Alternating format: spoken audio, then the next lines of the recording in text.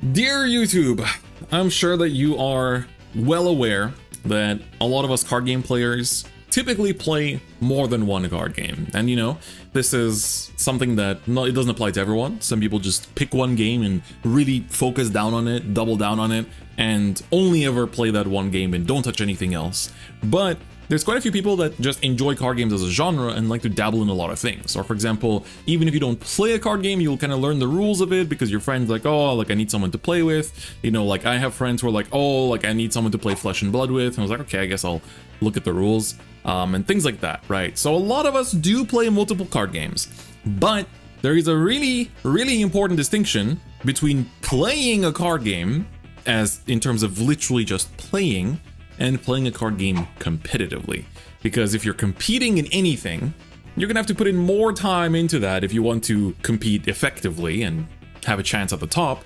And so there is a lot of resources that restrict the average human being from being able to juggle too many things at the same time. You know, these are, of course, time, these are health, these are age. Age might be a bit of a questionable one, but usually with age comes more responsibility, which is where that's connected. Not so much that you get slower as you age or something, but there's a lot of different factors like that. And of course, money. When it comes to card games, it's money. Money. If you want to compete in card games, boy, you want to compete in Yu-Gi-Oh!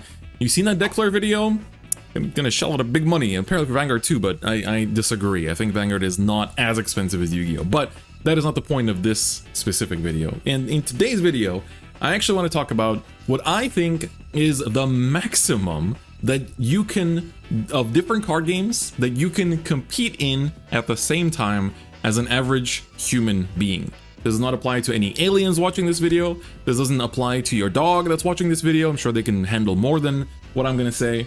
But I think that with card games, we have to immediately think about certain factors that go into preparing to play a card game competitively and putting in that time. Reading proficiency, that's not competitive. That's playing.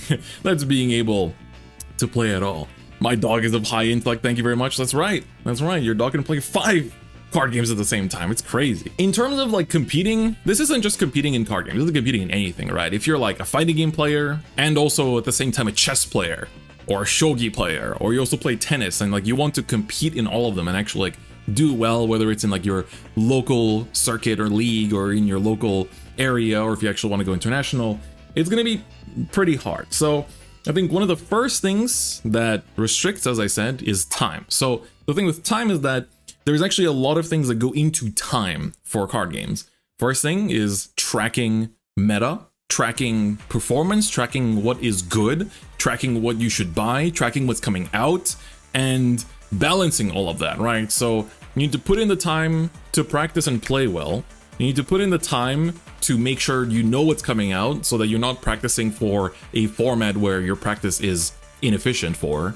And of course, there's also the time it takes to playtest after you've done all that tracking. Now, playtesting is pretty... This is like a whole topic for a different video in itself, but playing the game doesn't equal playtesting in my opinion, because just playing the game, you can just be kind of like playing without really thinking about what's going on. So, you know, you're just kind of like going through the motions.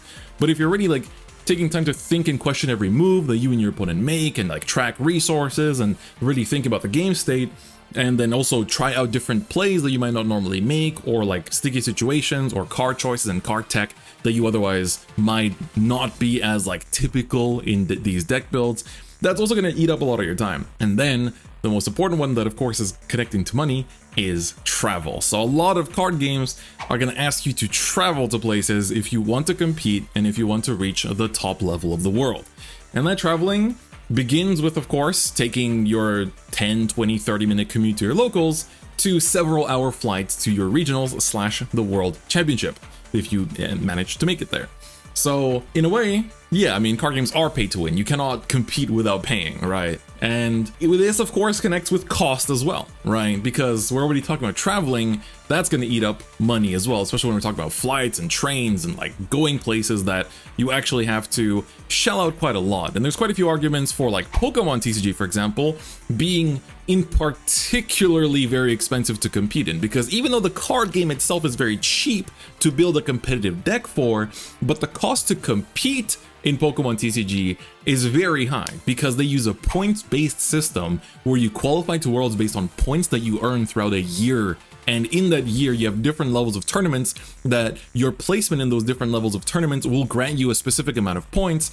And those points will essentially then feed into how you can qualify to Worlds. And so, of course, the more prestige events or the more like larger scale, like internationals as well as regionals will give you more points. And that way you'll be able to score an invitation easier. But if you're not consistently like just winning these events, you might have to travel quite a lot of times. So you'll have to get like top 8 several times. And so then you think about, you're paying like 200, 300, 400 bucks for flights, there and back.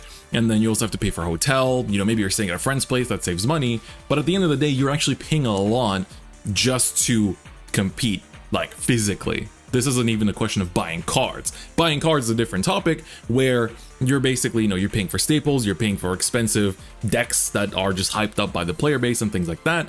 And of course, that is also going to be a big factor of cost. So in a way, these are already two big things. Time and money are, I'd say, some of the most like restricting factors of a human being, right? Because they're all very limited, especially time.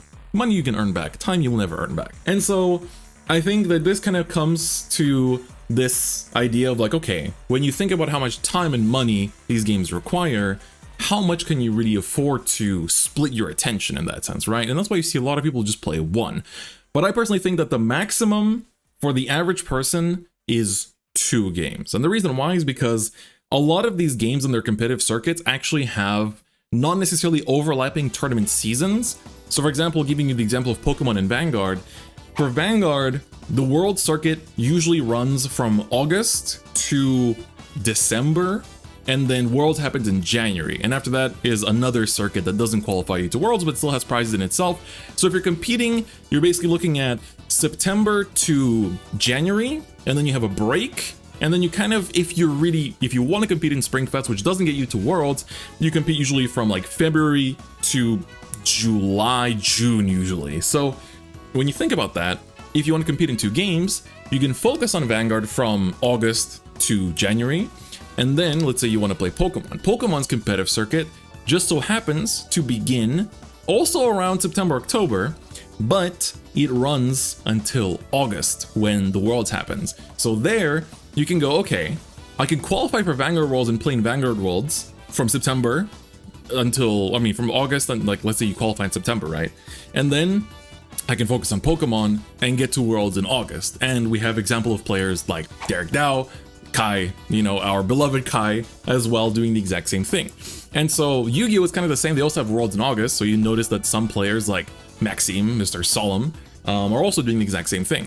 So some games allow you to split your time and money in that way as well. But of course, that means that you're not spending as much time focusing on that one game. So for example, if you're really going to be the best player in the game, somebody that has undivided attention to the game probably is going to come out on top. Or will they? Because there's also this idea of transferable skills. And in particular, when you play different TCGs competitively, you notice certain things that are stressed in one game to be good that are different in another. So for example, in Pokemon's case, it's the idea of compression is very important because you're not compressing in the way that in Vanguard you compress to raise your chance of luck and triggers. In Pokemon, you compress because your compression will dictate the pace of the rest of the game. And how you choose to compress, whether you use an effect that draws you cards in the top of your deck or use an effect that searches, is also going to be very different. And also how much you look at the top, because you have some effects that look at the top 2, and you have some effects that look at top 5. And depending on what you're looking for, that will also change.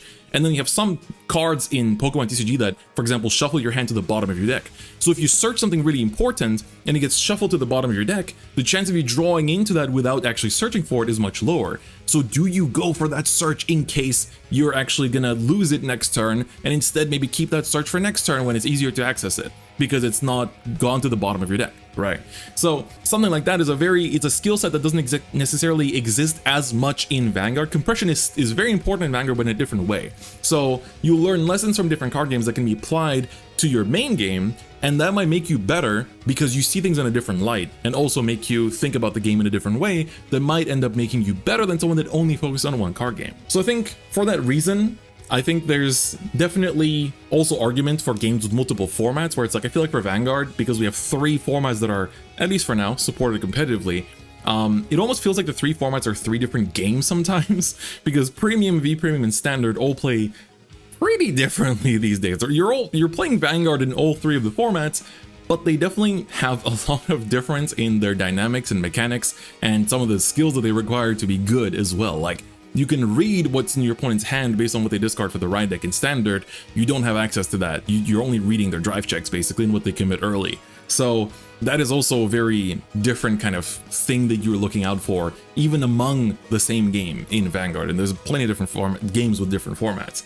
I think there are some exceptions to this argument though, because we have certain players that are just blessed by some mystical power, such as everyone's beloved Samir. So Samir Bahar is a mainly Yu-Gi-Oh player, I would say, who's had countless dubs in Yu-Gi-Oh, but he actually has a lot of Vanguard tops too.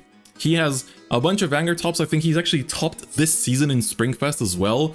He also won a YCS this year, and he also won a Force of Will event right after that. And I think there's more. I think there's even more cards. I think he might play One Piece. I'm not sure. If you check his Twitter, you'll see a bunch. This dude is insane. This dude is insane, and there are people like this. There are people like this who are simply so good at card games, they can touch any card game and they will do well at it. It just feels like they are able to compete in whatever card game they touch. And I think that the average human logic does not apply to them. I think they're just too good. They are simply built different, and you and I, we do not exist in the same plane of existence as them. So I think overall, I would say that 2 is the maximum. I think at that, once you go beyond that, I think it's fine to play casually in more than 2. I play in casually more than 2. I kind of play 4, I guess, like to different extents. Usually, like, I have Vanguard as my main like competitive game, and then of my 3 other games, I will choose one of them to focus more competitively on depending on the tournament. So if Shadowverse Evolve has a big event coming up, I'll play more Shadowverse Evolve. If Digimon TCG has a big event coming up, I'll play more Digimon. If Pokemon has a big event coming up, I'll play Pokemon. But generally speaking, they are very much a lower priority than Vanguard, which I'm focusing on being competitive above all else, which also means that in these other 3 games when I choose to compete, I immediately have a worse chance to do well and top than people that main the game, and I have to accept that. So even when I do play in these events, I might not travel for them. I'll go to the events that are close to me, because investing the money to travel to these events makes no sense, because I do not stand a chance against someone that has committed and has just focused on this game. But for Vanguard, I can travel all over the place because I feel like I have a good chance no matter where I go. So that is my discussion on how many TCGs I think the average player can compete in. So let me know your thoughts in the comments below on what you think about this topic. And we discussed quite a lot of things: cost, time, transferable skills. Let me know your thoughts in the comments below. And if you haven't subscribed, what are you doing? Please, for the love of God, press that subscribe button. And if you're watching this without a YouTube account, make a YouTube account and subscribe, please. I beg you. I need to reach 100K, and at this pace, I'm gonna die before I reach 100K. So come on, let's get it. And please give the video a like if you liked it as well. But anyway, that is it for me today. Thank you so much for watching. I'll see you guys next time. Bye bye.